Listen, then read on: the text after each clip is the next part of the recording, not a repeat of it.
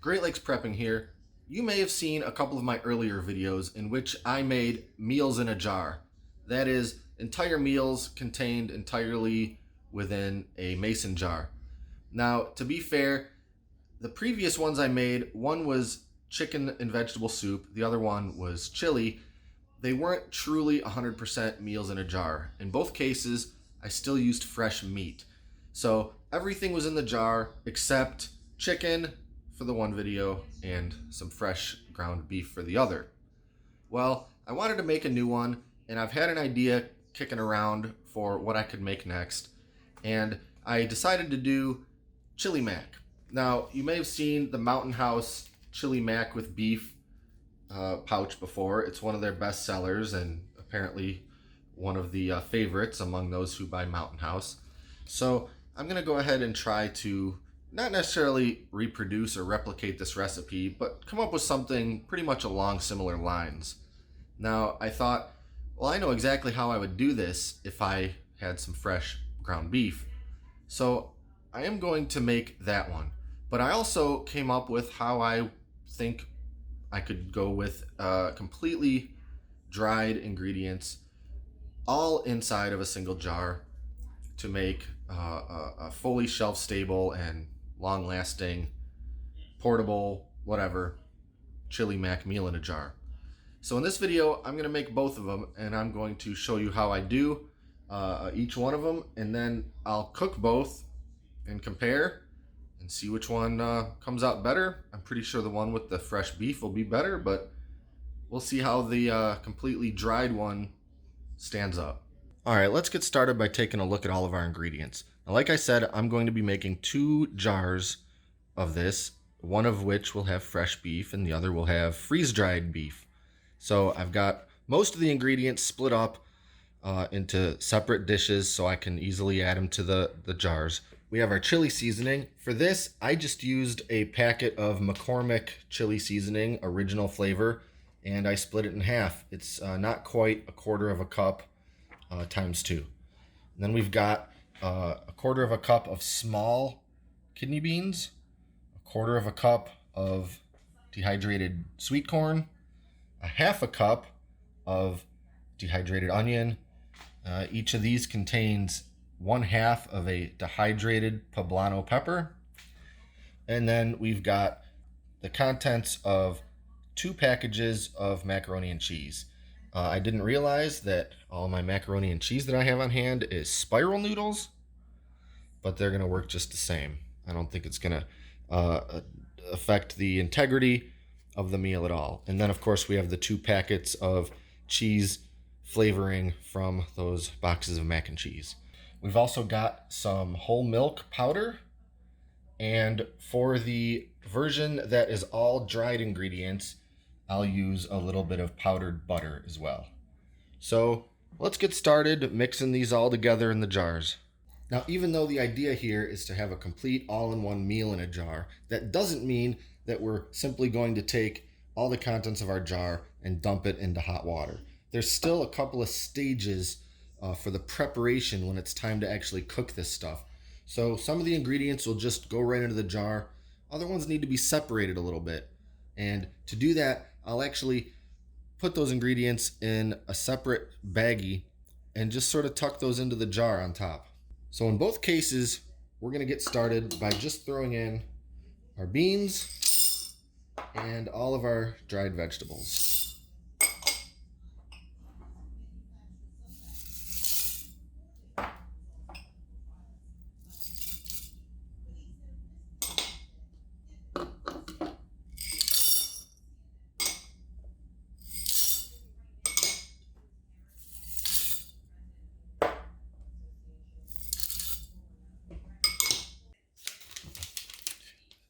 Now, because the beans and dehydrated vegetables are going to need a little while to rehydrate and cook in the hot water, we don't want to add the noodles in from the very beginning. They only need about 10 minutes at the end. So I'm going to add the pasta to just a couple of Ziploc bags and then tuck those into the jars separately.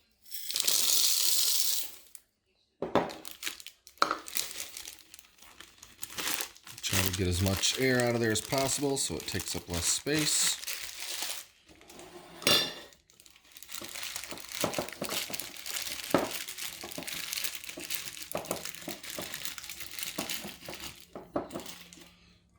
Not too bad.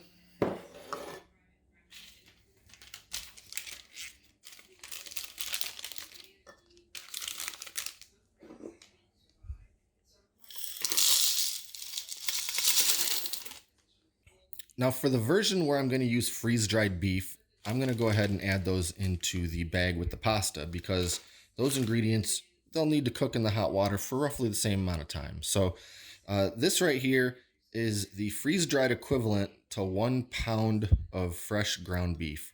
And for this recipe, I'm going to use about half a pound. So half a pound fresh beef and about half a pound of the equivalent of the freeze-dried version. So I'll just kind of eyeball it and dump in about half of this little bowl.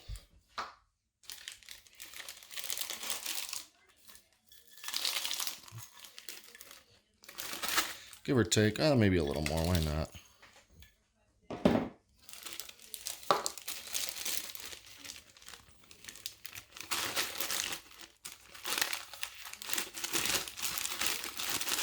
And we'll see if this one will actually fit into the jar.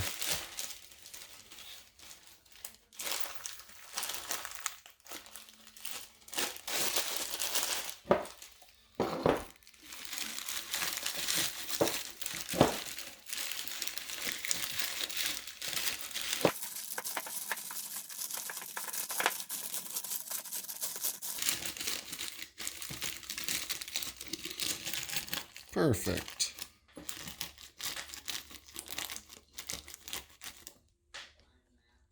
And now for the powdered ingredients. I'm going to go ahead and use this whole packet of the cheese flavoring. Now, a lot of chili mac recipes don't actually call for using the cheese flavoring with your macaroni. It would generally say, you know what, sprinkle some fresh cheddar on top or something, but this is what we have to work with. You don't have to use the boxed macaroni. If you got elbow noodles or whatever on hand, use that and get yourself some powdered cheese of whatever variety you like. Next, we'll add our chili seasoning. And then I'm going to do 1.5 tablespoons of powdered milk for each of these.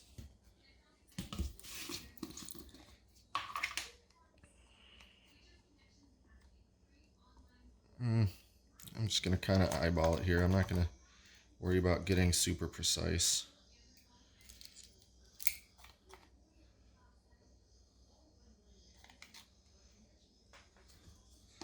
And then for the version that has all dried ingredients, I'm going to do 1.5 tablespoons of powdered butter. Now for the version with fresh beef, there's going to be a lot of fat in that already. I think it's going to help really give everything a lot of flavor and maybe bind it together. Powdered butter is absolutely no substitute for real fats or fresh butter, but I think it'll help anyway. And if not, this was all experiment anyway. So I'm going to do again about we'll call it 1.5 tablespoons. I'm going to set this one over here by the empty package of freeze-dried beef, just so I can't forget that this is the one that goes with the dried ingredients. Something I'm not super sure about is what kind of packaging I'm going to put the powdered ingredients in, such that it will still fit into the jar. I think I'll give these little plastic heat seal bags a shot. Maybe I can see how full it gets and then cut it down and seal it and see if it'll still fit in there.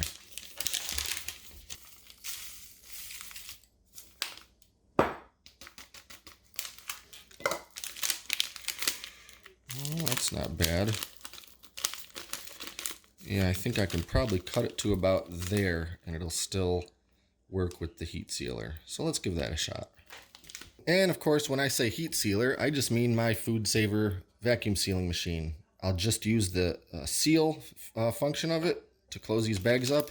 It will not vacuum seal these types of bags very well. But you know what? I could try if I wanted to, but I think there's not a lot of real space in here anyway. And since these are just dried spices, I'm not too worried about it. So let me see about cutting this to about here. And see if that will seal up.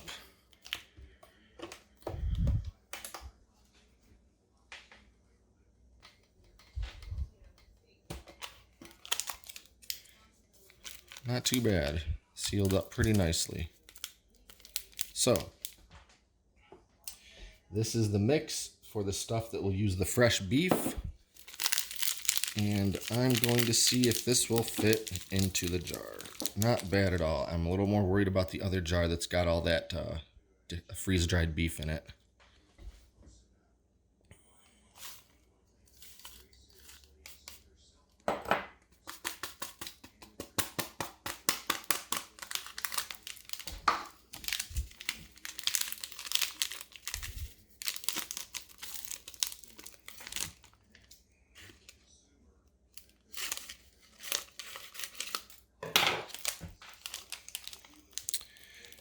Wow.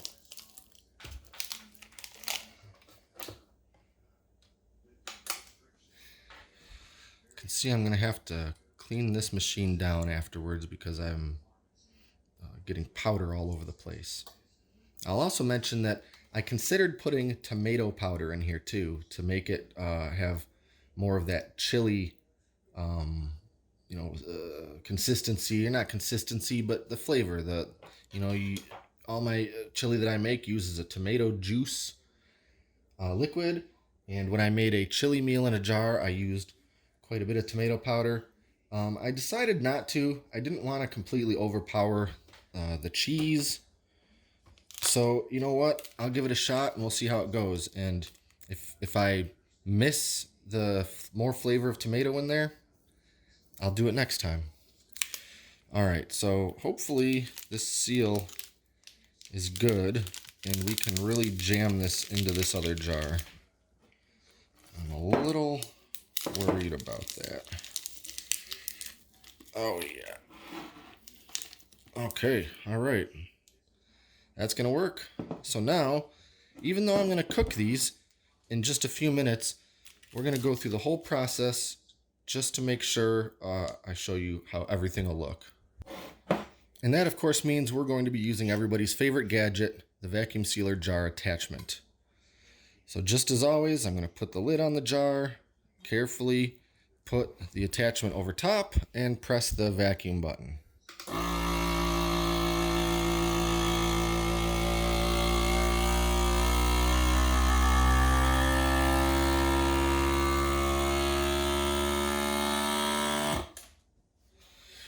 Don't need to wait for it to seal anything. So to break the suction, I pull the hose out, carefully twist the jar attachment off, and then do the same thing with the next one. Put the hose back in, attachment over the top, press the button.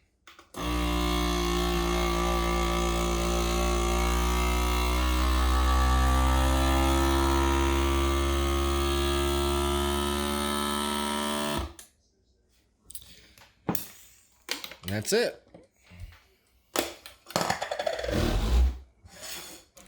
You can see these lids are perfectly sealed. The middle is sucked inward, and that's good to go. I'm really happy that I was able to fit all that stuff into both of these, and that's it. Right now is when I would go ahead and just stick this in the pantry and wait till I'm ready to use it. But since this is a experiment in a video, I'm going to open these right back up and we're going to make them. I will start with the version that uses fresh ground beef first. All right, we got some water boiling. I'm going to go ahead and pop this open. Pull out the seasonings. Pull out the pasta somehow. I guess as carefully as I put it in there. And I'll just dump in my dehydrated vegetables.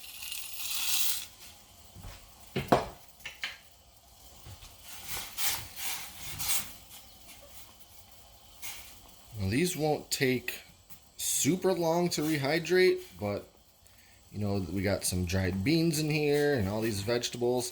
I'm going to let this go for a little while. I'm not exactly sure how long. I'm just going to sort of play it by ear, and we'll pick it up in a few minutes. It's been about 10 minutes, and these vegetables are definitely softening up and getting fuller and rehydrated. I picked a couple little pieces out there and gave them a little taste, and they still got a little ways to go. The beans definitely need some more time. The corn is probably about halfway there, so I'll let this go another little while, and pretty much once the beans are softened up, I think we'll be ready to move on. Alright, I think this has been going long enough. It's actually been simmering for quite a bit longer than I'd hoped, probably close to 40 minutes. A little something about dried beans. You know, I thought that these beans wouldn't need all that long because they're very small and they're quite fresh. And with dried beans, the bigger they are and the older they are, the more stubborn they are about softening up. So you might have to soak them overnight. That's probably what this recipe should have accounted for. But you might, you know, if they're pretty old, some of my dried beans are quite old. I may have to boil them all day to soften them up. But these are getting pretty good, and all the vegetables are good and rehydrated. This smells really good, actually. And so I'm going to let this go about another 10 minutes with the pasta. Now, those vegetables sucked up so much of that water that I actually added some more to this pan about halfway through. And it looks like with that pasta in here, I may have to add just a little bit more. And afterwards, I'll strain out what I don't need, or I should say what hasn't absorbed in here. But I'm going to save that water because I may need to add a little bit back in as I start adding the meat and the dry materials, the powdered ingredients. So I'll let this boil. I'm going to put a little more water in here. I'll let this boil for a few and get the fresh ground beef browning. Alright, we've got our ground beef pretty well browned here. I did strain off a bunch of the grease, and I'm going to go ahead and add in my dry ingredients. And you know, the more I think about this, the more I wish I would have put some tomato powder in here. So even though it's kind of cheating, I'm gonna throw in just a little bit of tomato powder. Next time around, though, I'll make sure to include it in the dry mix. I feel like this needs to have a little bit more of a chili flavor, and that, you know, that tomato is really where a lot of that magic happens. So I'm just gonna throw that in there. Got a little bit of tomato powder here. It's starting to chunk up a little bit on me, but I'll do about I don't know, let's say 1.5. Call it 2 tablespoons. Now you don't want to drain 100% of the grease out of this. Oops. Man, I'm making a huge mess with this powder. This is going to dry everything right up, so I am going to add a little water to make sure it all stays wet and turns into more of a sauce.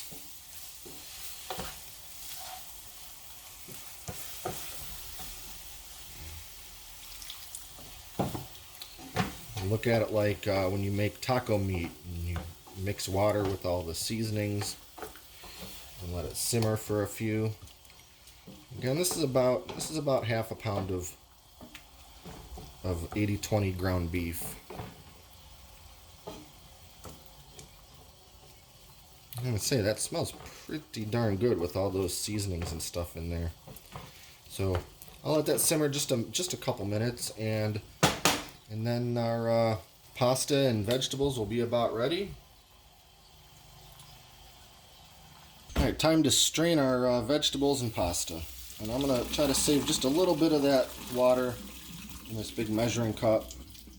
So now it's going to go back in the saucepan. I could have just dumped this right into my big frying pan, but I've been making such a mess today, I want to make sure I have plenty of room. So now I'm just ready to mix the seasoning and meat right in there.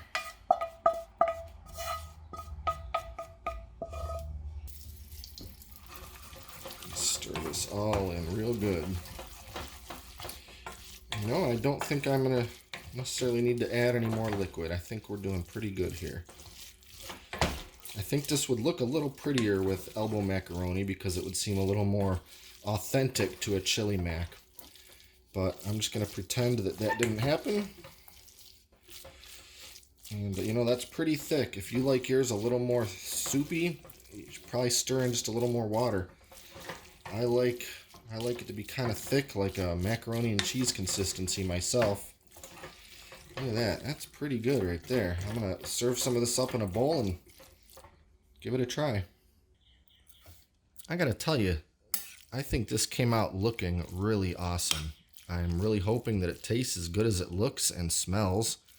I think I am going to have to give this just a couple minutes to cool down before I try to put any of it in my mouth because it is just steaming.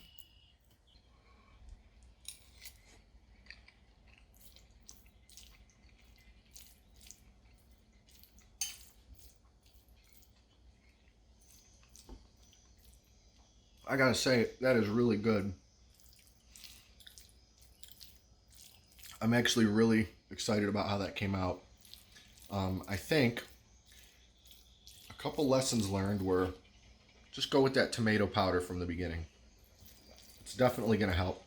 2, I like having beans. It helps out with the whole chili aspect of it. And there's beans in the Mountain House version. But I think because of how much of a headache they can be with regards to their soaking and cooking time versus the other ingredients, I might just omit them next time. I don't think it's gonna, I don't think they'll be super missed. And I think it would make the whole thing go a lot quicker when it's time to cook. The flavor's really good, but honestly, I could go for a little bit more. I think next time I would put in the entire packet of chili seasoning, or if you like to use your own chili seasoning for everything, just, double it up maybe. Also, I don't really add any salt to most of the stuff I cook. There's some salt in that chili seasoning. I could have added more, would have had a little more flavor. I could have seasoned the beef while it was cooking, but I didn't, and that's okay. If you like more salt, go ahead and add more salt. Also, you know what? It could have used some more peppers. I could have thrown some bell pepper in there. I probably next time just go with a whole poblano pepper instead of just the half. Now, all that being said, I still have to make the other version of this, which doesn't use fresh beef. And in the name of science, I'm going to otherwise keep it as true to this recipe as I can. So I'm going to stick with the half poblano and the half packet of chili seasoning and all that stuff. I will add a little bit of tomato powder into it. So I'm probably going to take a little break. Maybe I won't make the other one for a while. I'm probably going to be pretty full after eating this because it's good enough that I'm going to eat a whole lot of it. And we're going to go ahead and pick this up later, maybe even tomorrow. You know what, just another quick note before we move on. Something I was thinking about as I was cleaning up the dishes from the first variation of this. A lot of meal in a jar recipes that I've seen, much like all-in-one freeze-dried packets like the Mountain House foods, the whole deal is you basically throw the entire contents of it into some boiling water and let it soak for a while. Most of my meal in a jar recipes don't do that. They call for various stages and phases, just like it would be with cooking with fresh ingredients. And I was thinking about this, and for me, most of my motive in my food preparation and then preparing is about long-term storage. Portability, convenience also, but mostly about long-term storage. I've got time and I've got space. So how can I make some really great cuisine with very long-term storage type ingredients? So, it may seem a little more elaborate, more steps. I cook the veggies and then I cook the pasta and then brown the meat and then mix it all together in different, sort of steps. But what came out there was really quite good. You know, I like the Mountain House foods just fine. I am a little bit of a snob when it comes to those freeze-dried meals. I don't like most of them. Mountain House is my favorite. It's probably the best that I've had, and I think a lot of people would agree. But that meal that I just made in there was, I mean, that was as good as anything I would have made as far as chili mac goes on any other day. So I stand by all the steps that it takes and the cooking it in different phases and having to fiddle around by putting ingredients into Ziplocs and jamming them all into the jar and that sort of thing.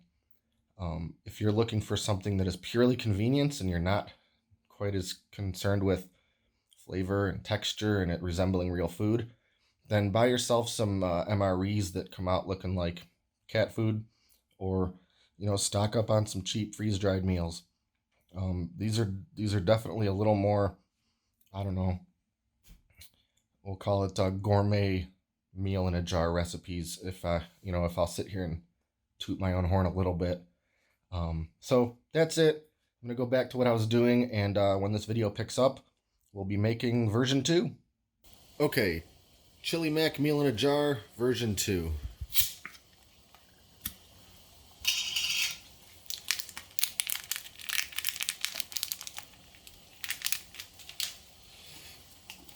I think I may need to do this over a bowl so I don't lose anything.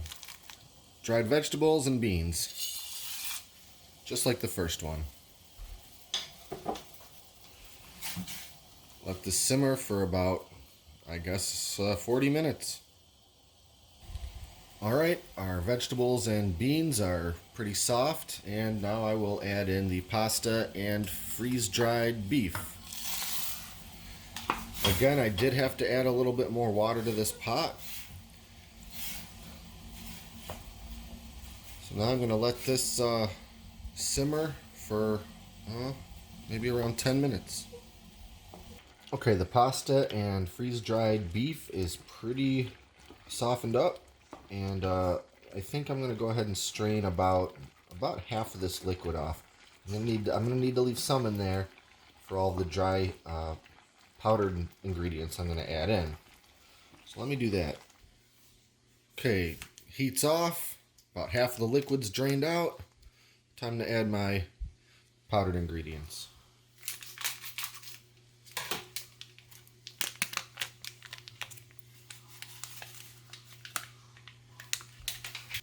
And just like with the first version, I am going to add some tomato powder.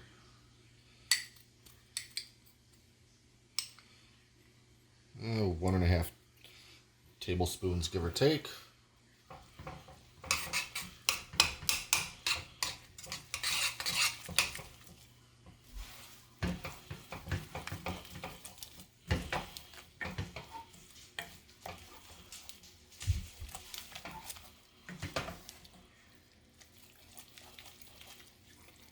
Yeah, I'm liking this consistency. I'm not going to need to add any more of that liquid back in, which is good.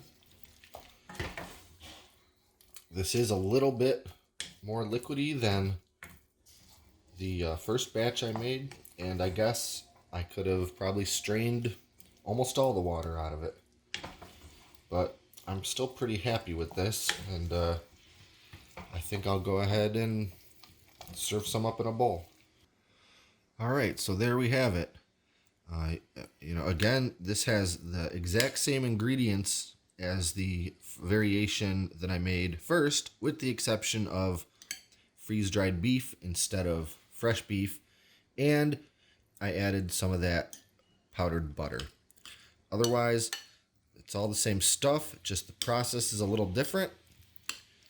And we're going to see how this tastes compared to the other one.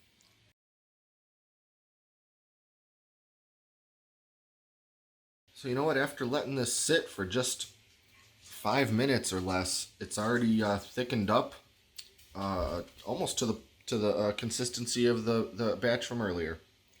And I'm actually really happy with how it looks and smells. Let's give it a taste.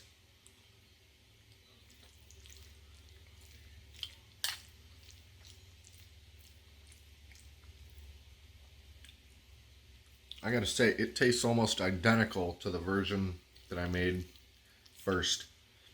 The ground beef, it rehydrated really well.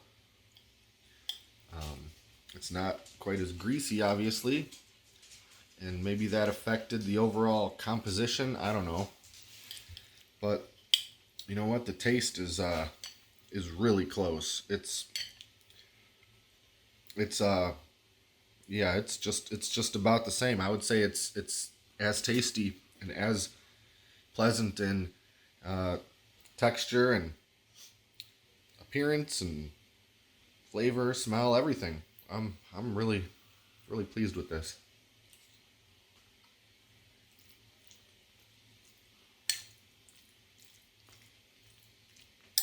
Now the crazy thing about freeze-dried beef, just like any freeze-dried ingredients, is that it costs more than fresh ground beef. So if you can manage it, make it with the fresh beef. But we're talking here in this video and on this channel in general about food for prepping, food for long-term storage. Maybe some of the people watching this are looking for food that they can take camping or backpacking or whatever. You don't have to put this in a glass jar. You could put it in some other kind of container. Why not? I like the jar because I can vacuum seal it. So that's about it. I'm going to eat some more of this. I've still got quite a bit left over from the first batch. And I don't think any of this is going to go to waste either. I think I'm going to be eating chili mac for about the next 2.5 days. Thanks for watching. Until next time, this is Great Lakes Prepping.